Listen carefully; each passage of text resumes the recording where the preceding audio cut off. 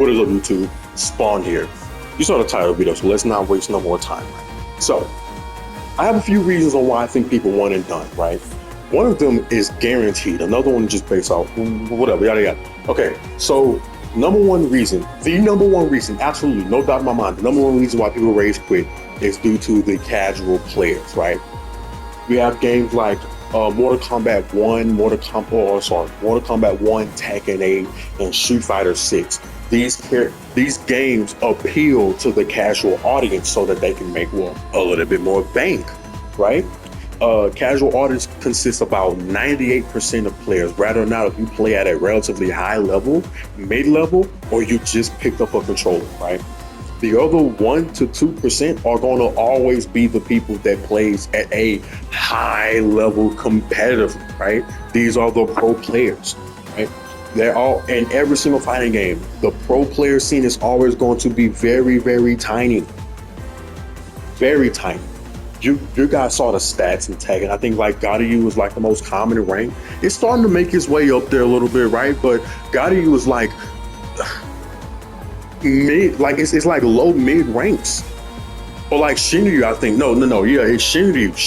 Shinryu's the most common rank right now. And Shinryu was like barely midway. Right? Barely midway. It's like in the lower mid half, right? But games like these, they appeal to the casual audience because of their graphics. They see the beautiful colors, the hit spark, the animation, the slowdown at the end of the match, or simple things like rage arts. Things like rage arts, V-triggers, and fucking fatal blows. Even though V-triggers no longer Street Fighter, but you get my point, right? They kind of scratch that.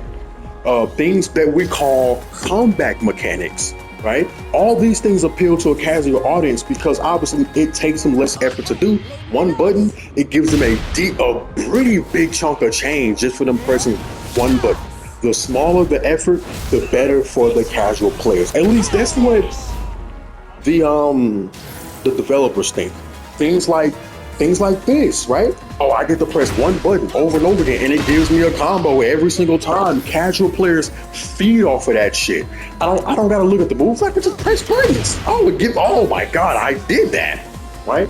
That's totally fine. That's perfectly fine. Whatever level you play at, take your time along the game, right? If you just want to press buttons or not. Right? Oh, heat smash. Oh, fuck, they got a heat smash? Oh my god, that looks so cool. Look what I did. Right? Things like that just appeals to the casual audience, right? And that's one of the main reasons why we get one and dones. Let's keep it real, right? Whenever a casual person is fighting up against a person that like knows what they're doing, they go, oh, what the casual player's like, dude, put me down. Right? Put me down, dude. They're getting their ass whooped. They can no longer press buttons. The shit's not working anymore. They getting their ass whooped right now, right? Bing. But they get counted here like, dude, what the fuck? And they get comboed.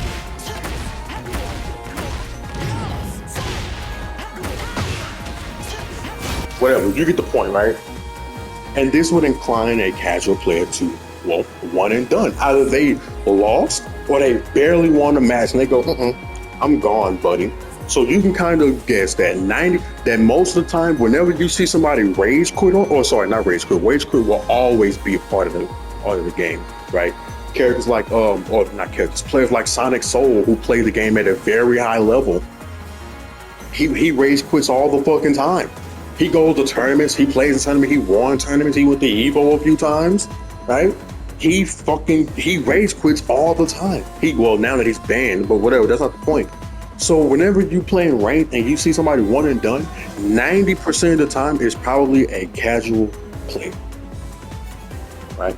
Look at old games like Street Fighter 4, Guilty Gear X or Guilty Gear X and Core Plus, or plus R Plus, whichever one it is, Street Fighter 4, Mortal Kombat 9, Mortal Kombat X. Those things took a really high skill ceiling to get into. It took so much effort just to become relatively good, right? And casual players look at that and go, oh no, buddy, that's too much work. It will take months, years upon work just to get decently good at those games, right?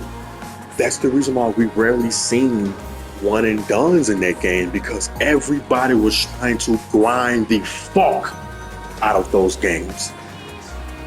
Right? The problem with trying to get a casual audience is that you have a fairly high chance on losing your hardcore fan base. Look at games like Mortal Kombat. Mortal Kombat 9 and Mortal Kombat X were a huge success. That's the reason why they made those games. Beforehand, you had little different clans competing against one another. They're literally starting actual real life fights and they're starting fucking internet beef due to they just want to figure out which clan is better. So NetherRealm decided, let's create a game where you guys can actually put that to the test. That's why they end up making games like Mortal Kombat 9. That's how it all started. That's the reason why Mortal Kombat 9 is so loved, right? It literally started from that. Give me a game where we can test our skill at the highest level and compete to see which and who is better. Games like Mortal Kombat did the same, or Mortal Kombat X did the same thing. But look at Mortal Kombat 11 and Mortal Kombat 1. They tried to reach out to the casual audience, which they did, and they succeeded very well. Obviously, Mortal Kombat is one of the most highest sell games in the world right now, or at least fighting game wise, right? Probably one of the most highest selling games. I think they sold like 11 million copies. It's fucking insane. But what ended up happening is that they ended up appealing more to the casual audience to the point where they lost their dedicated hardcore fans, such as myself. I grinded the fuck out of Mortal Kombat 9 and Mortal Kombat X. But anyway, on to my next subject. This one I think appeals more to me. If I'm going up in ranked, right, and I run into characters like Shaheen, Ling Xiaoyu, Zafina, Fangwei, who's another one? Jack 8, Oscar, this bitch, Alyssa, Harwain, this bitch ass nigga. Shut up. I run into those characters and have zero clue what's going on. Why? Because, specifically characters like Alyssa, Oscar, the Bears, and Fangwei are some of the least played characters in the game. They're some of the least played characters in the game. So there is no point in labbing these characters because I'm going to spend 2 to 3 hours labbing these characters just to fight Fangwei 6 months later. And then guess what? I done forgot again. The reason why I'm saying that is because we don't have a player's match in this game. Why? Zero fucking clue. Even games that's from like 17 years ago, games that's from like 10 years ago, like Street Fighter 4 or Street Fighter Third Strike, have a mode where you can constantly play each other as long as both players rematch as many times as they want. Why is that feature not here? So now I have to either find a friend that plays Fangwei, or I have to actively text someone that played Fangwei. They whoop the shit out of me, and I have to send a text message and hope they respond to it. And I also have to hope that they also they accept my request. I have to do so much just to learn how to fight Fangwei. Things like the DLC. I can't even lab again. I just fought 3 Lydias about 15 minutes ago. No bullshit. Well, before I made this video, I just fought about 2 Lydias in a row. Is she the most played character right now? No, absolutely not. Probably, she may be. But to my knowledge, I only fought 2 of her before I end up going back to James, before I end up going back to I fought more Jins, a little bit more Laws. I really fight a lot. I fight a lot of Jins. Find a few Leroys here and there, get some new buff, yada yada. But that's not the point. I cannot play Lydia. Just because this silhouette is grayed out, I no longer have the opportunity to play against. I can't even lab against Lydia.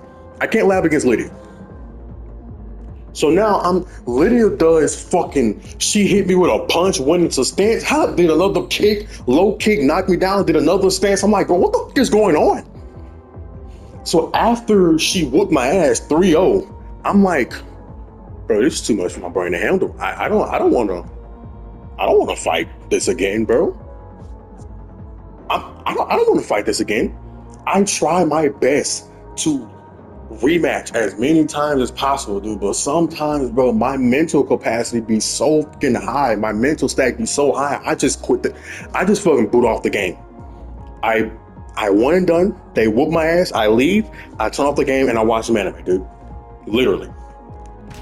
Things like the Bears. There's no point in me laughing against this character because I'm not going to see him until like 3 years later. I'm going to be an old ass nigga before I see Akuma or if I see Panda again. Come on now. And then not to mention, I don't even have a players match. Give me the opportunity. Like, let's take who's a character like Nina, right? Nina is like around that mid section where you will see her a lot, but sometimes you won't. Right? She's a fairly used character, but she's not the most played character, but neither is she the most least played character, right? It would be nice if I ran into a Nina and go, hey, I can play this character like 10 times before I never see her again. I think that'll be pretty cool, right? So next time you run into Nina, you have some type of muscle memory to go based off, oh yeah, I played against her like 50 million times. I think I have a way of fighting. Like, sure, training mode is one thing, right? If you're labbing against a dummy, a training dummy, to where you think that's what Nina's gonna do. A real player might not even use half the shit that you're training with. Keep in mind, these characters have over 100 moves each, right? And you and the training mode going over every single move. Though a real player is not gonna do that. Give me an opportunity to play against these characters multiple times instead of twice. This character whoops my ass every time. And I'm sick of it. Alyssa whoops my ass every chainsaw. Full screen hell sweep. Full screen mid launcher and I die. And I'm like, dude, but I rarely run into her. But when I do, I get fucked. Diddy style. Whoa. That's a bit much. All right, my bad, my fault. No Diddy. All right, fuck Diddy. Don't literally fuck Diddy, but like, fuck. No, don't fuck. Damn. Leave it. All right. Whenever I do fight against this character, I have zero clues going on. Zero, none. Gonzo. I lose every time. Right? Put yourself in the shoes of another person, right? I'm going up against this character, right? I have zero clues going on. I get my ass booted 3-0. I don't know what's going on right now. I have zero clue. You think I'm going to rematch? Fuck no, nigga. What do you think this is, bro? At least, if I'm going against a character like Alyssa or Akuma, who are rarely played characters, at least I would have a reason to lab against them because I know that I can play against them somewhere in players match over and over again. So it will give me a reason to lab against them.